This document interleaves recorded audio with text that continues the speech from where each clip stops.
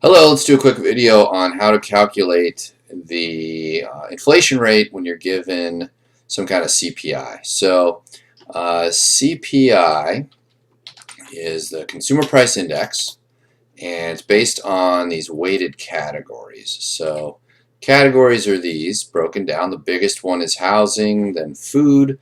Food and housing make up basically 2/3, and then transportation. And if you think about your own spending, my guess is 3/4 of it would also be housing, food, and transportation. You know, some other stuff there too.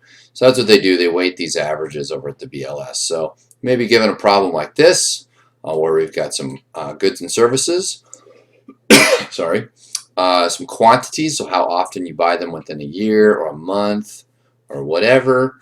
I've done years here, and then the price level or the prices. We want to find out what the price level is, and then the prices in a different year. So what I'm going to do is I want to know in 2016 how much was spent. Right. So when you buy these goods at these prices, how much was spent? Okay, and then I also want to know in 2017 how much was spent. Okay. So what I do with Excel, I just hit equals. It tells it's a formula. I'm going to multiply 365 times 2016, hit enter, and that's how much you spent on food, okay, or at least the average consumer. Copy those guys down. It just copies the formula over and over again. So I'm going to do the same thing over here, only this time it's 12 times the old quantities. Okay, and I'm going to do the same thing here. Okay, now I want to know the total spending. Okay, and I want to know that so that I can compare these levels to these levels. So I'm going to equal, whoops. So you can go in individual things, or you can just say sum. So we'll go sum of this plus that, and I'll just copy this guy over here. Okay, so now I've got the total spending in 2016, the total spending in 2017, and so I'm going to go. The formula to figure out inflation is new minus old. Well, really it's new minus base over the base. Okay, so the base year was 2016, so we're going to go.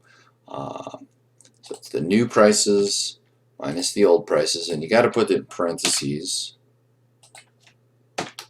here. And then you divide, that's the divide key, divided by the base. And this gives us 0.06, which is, you can hit that, and it's 6%. Okay, oops, wrong way. So 6.04%. And that's actually fairly high, right? So 6% inflation rate would be pretty high.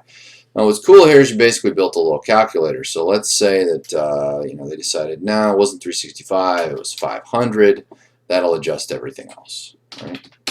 Let's say that really this isn't 2017, now it's 2018, and you found out that food's now 13, and that clothing actually dropped in price, and medical care dropped in price. Well, still went up 9.5%. So that this whole thing will get updated. That's how to do it in a spreadsheet.